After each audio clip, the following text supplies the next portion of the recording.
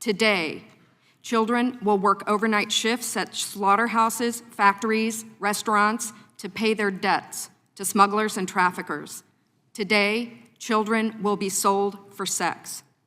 Today, children will call a hotline to report they are being abused, neglected, and trafficked, and we don't know if they're going to get the help they need. For nearly a decade, unaccompanied children have been suffering in the shadows, and I have to confess, I knew nothing about their suffering until 2021, when I volunteered to help the Biden administration with the crisis at the southern border. I thought I was going to help place children in loving homes.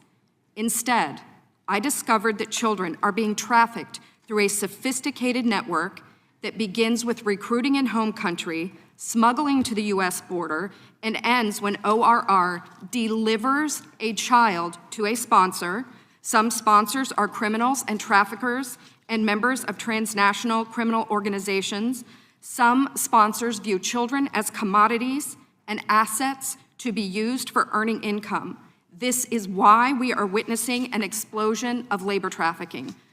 Now, whether it's intentional or not, it could be argued that the United States government has become the middleman in a large-scale, multi-billion-dollar child trafficking operation that is run by bad actors seeking to profit off of the lives of children.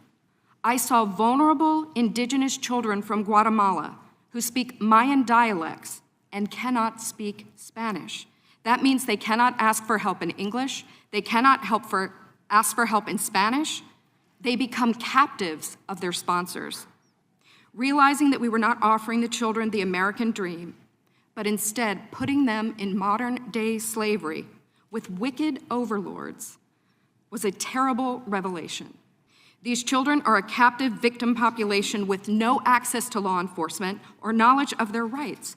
They are extorted, abused, neglected, and that is why I blew the whistle in 2021. People have asked me, what can be done? What would you suggest? Well, first, I think HHS's #1 priority is oversight. They must commit to oversight, transparency, and accountability. I believe if data analysts at the PACE could look at the data, children could be rescued, criminals could be prosecuted if the PACE had access to this data.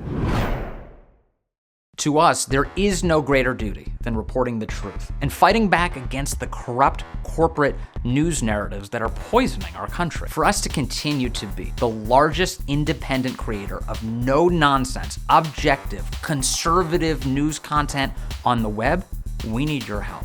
The help of you and patriots exactly like you. We can do this.